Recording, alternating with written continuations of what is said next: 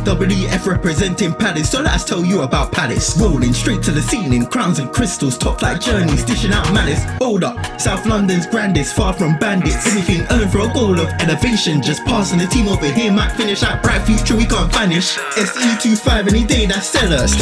Rev up the engines, no more reverse reactions. Fan cams, bands on stream. Share up the team, support the dream team when eagles fly, make noise and scheme. Dare to dream or dream to dare, taking a step to become supreme.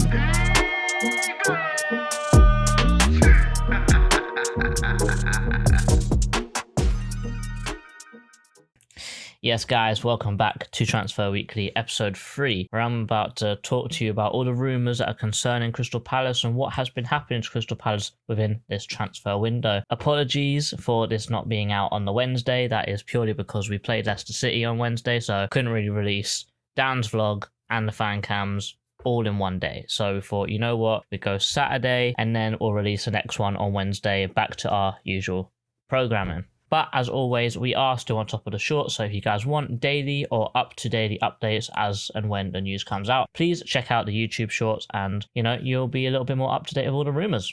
Today, mostly updates, because not much transfer activity has really been happening or many different rumours have been happening, but there's definitely one player that I told you that I will talk about last week, so we will speak about that player in this episode. Let's get straight into it.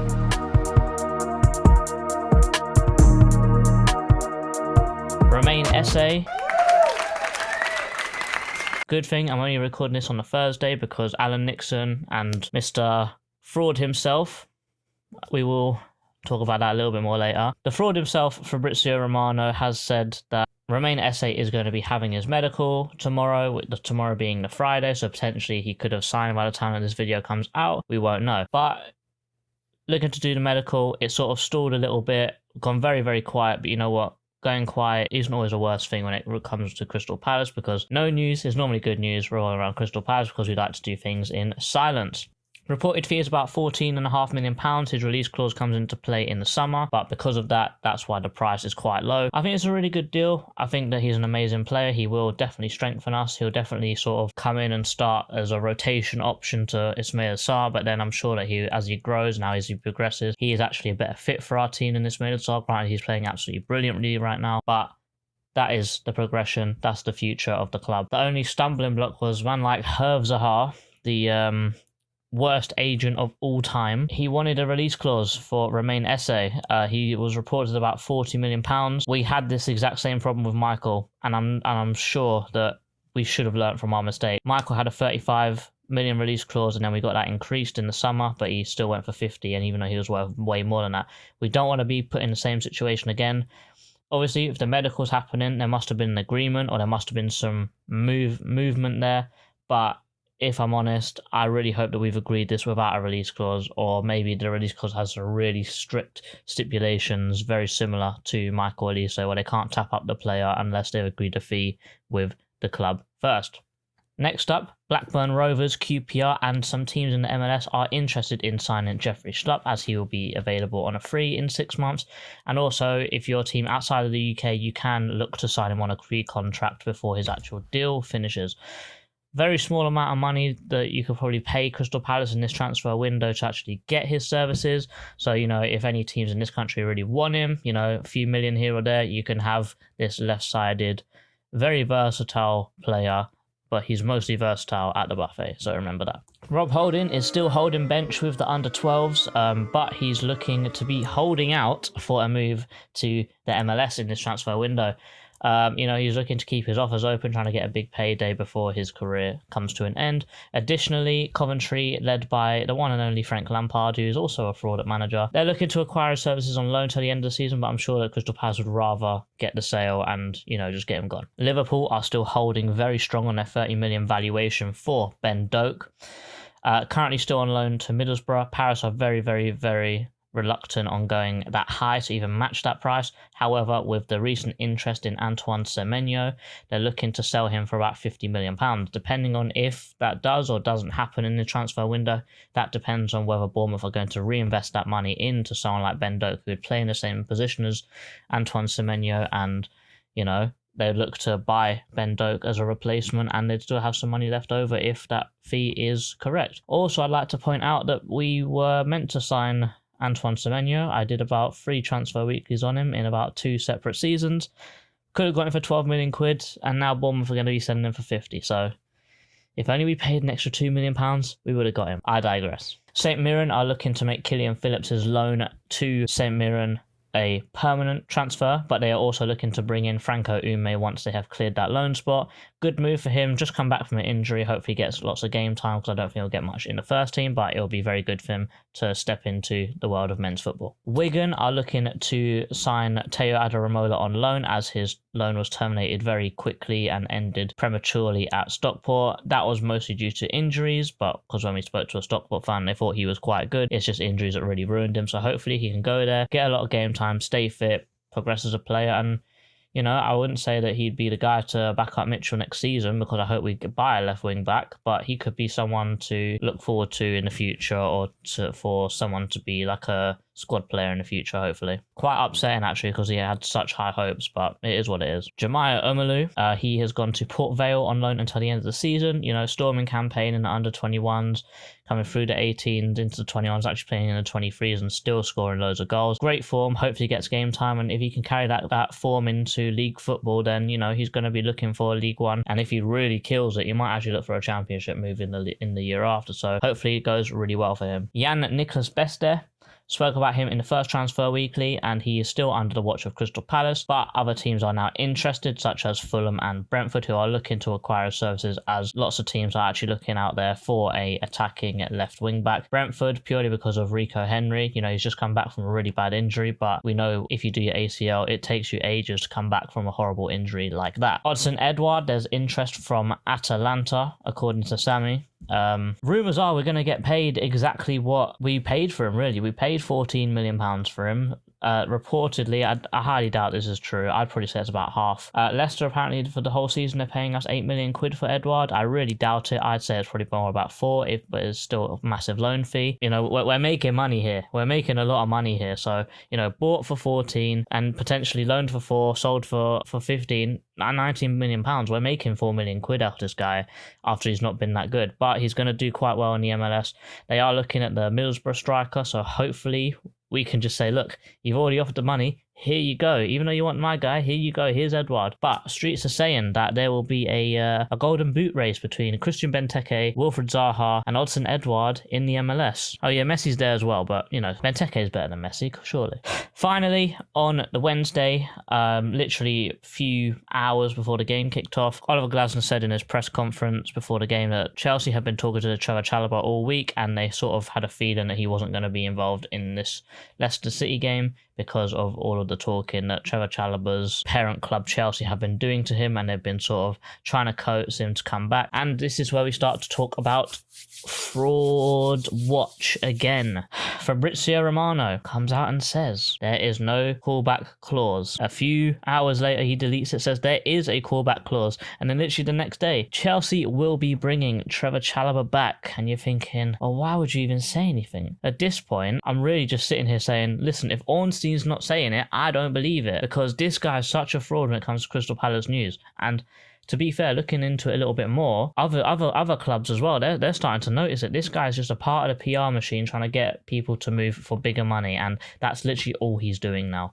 Don't listen to him. I have him blocked now, so I'm not posting anything more of him in any transfer weekly that I am doing from now on. Glasser did come out and say that, you know, Trevor Chalobah wanted to stay. He looked like he was really enjoying his football here. I think he actually really liked it here. My guess is this happened because they put a bid in for Mark. We said no. They said, all right, we're putting Chalobah back. And, you know, it is what it is. I'd like to say we'd probably make a bid for him in the summer, you know, £15 million, maybe to rise into 20. I think them trying to hold Mark for ransom, I really wouldn't want to do any business with Chelsea ever again, you know, from how they've treated all of their young players. They not rated them whatsoever, sent them to us, we've turned them into superstars, and then they went, oh, well, we don't want him back now. So because they had one injury, he went from being neglected, put into the youth team, not even given a squad number, berated and forced out of his boyhood club, to then get one injury and say, oh no, he's very important. He's going to go back to Chelsea. He's going to sit on the bench. He's not going to do anything else. And the second that one guy comes back from injury, he's going to be back in the youth team again. So that meme about the guy walking down the street with his jacket on and says, what do you think of Chelsea? That's exactly what they are. It is what it is, and it's good to see that Marks also says that he wants to stay, and he scored an amazing goal last night, so I'm very happy he's still here. Let's actually talk about a player today.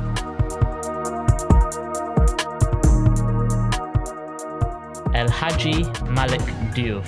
He is a 20-year-old Senegalese left wing-back that currently plays for Slavia Prague. He's a player that has been linked with in the summer and actually in the January of last window, and it's a position that we've actually been needing for a really long time. We actually haven't had another left-back other than Tyrick Mitchell ever since Patrick Van Aanholt left. This has been so long, and this also means that Tyrick Mitchell hasn't had any cover and he hasn't had any competitions. That means two things. One, he's not got the competition to want to improve himself, to say, look, if I'm not performing, I'm not going to be in the team. He's the only left back. No matter what, he's going to be in the team. But also the fact that he's got no cover as well sort of tells me that he's not able to give 100% because he's always thinking, look, if I get injured, I'm not only left back in this club. Palace would be finished, basically. So you've got to think about it in both ends. Is he really trying 100% because he's the only guy? And also no competition, it's sort of a recipe for someone to just get in their lane and coast. And that's probably what Mitchell's been doing the last few years, ever since Van Aanholt left. If you want a little bit more in depth on Diouf, please check out Dan's thread. I'll put a link in the description for it. Amazing, a lot more in depth. He can actually post clips there because it's on Twitter or X, but everyone calls it Twitter anyway. Definitely go check that out either after this video, definitely after you've liked the video. Diouf is a very, very, very forward-thinking left back. This is because when you actually look at his average position on this heat map, he's so high up the pitch. For someone that's a left wing back, he's not actually doing that much defending in a defending third. If you just look at the heat map, he's sort of more from, I guess, halfway through his half into the end of their half and all the way up their side of the pitch. So he's very, very forward thinking. And also he's so forward thinking that if you actually look on Transfermarkt, they think his position is left midfield. He's not left midfield, he's a left wing back. He's just so forward thinking and he's always pressing the back line that he's out. I wouldn't say he's out of position, but he's always in a good position to receive the ball and drive forwards. He's a player that likes to link the play, likes to pass through the lines, and he also likes to dribble as well. He's very strong with his left foot, can use his right foot, but it's not as good as his left foot, obviously. Like, he can pass with his right foot, he can dribble with his right foot. So, he's not completely one-footed like Tyrick Mitchell. During his professional career, he has had quite a few seasons of men's football. So he was at Slavia Prague for half a season last year, and he started every single game of the season this year. Even at the club he was at before, he was still playing regular minutes in a professional men's team. In his whole career, I haven't seen any injuries in his professional record, which is a big plus because Crystal Palace love to buy injured players. Last year, he had 7 appearances, so, when he started getting into Slavia Prague, over those 7 appearances, he definitely made an impression because he is the first player on the team sheet for them this season. So far, this season, he has 28 total appearances, 18 starts which are in the league, 6 which are in the Europa League, and 4 which are in the Champions League qualifiers, clocking up 2,257 minutes of total game time. 800 of those minutes all being in European competitions, which shows he's got a good level of experience for someone so young, and also such a high level of experience, like European competitions, Champions League competitions. Amazing. Really amazing for someone so young, and also so many minutes and not many injuries. That's unheard of for a team like Crystal Palace to be looking at someone like this. And also 6 goals and 3 assists. It just shows how forward thinking he is, how effective he is going forwards, how he's really not afraid to shoot and and to express himself when he's going forwards. Outstanding player. I'm really excited to see if he could make the step up to the Premier League. Munoz could do it. Could he do it? Who knows? Overall, I do think he'll be an absolutely amazing pickup for a team like Crystal Palace. With how young he is, how talented he is, how also physically strong he is as well. He's like a lot stockier than I thought he really was until I started delving into his abilities a little bit more. Main ability, going forwards. He can defend. Not the best, but his main thing is going forwards, linking up the play, being a threat in the opposition box.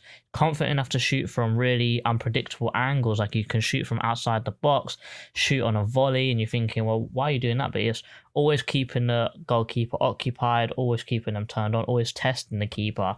And some of those shots, they're actually not they don't go wide that much. They're always a challenge for the goalkeeper. He always has to make a save. Even if it's straight at him, he still has to make the save or it's going to be a goal. My only concern is that all of this is happening in a lesser league. It is in European competitions, but they have been knocked out very early, and also in the Champions League qualifiers, they didn't get through also. So it's still great to have that kind of European experience, but they didn't really get too far.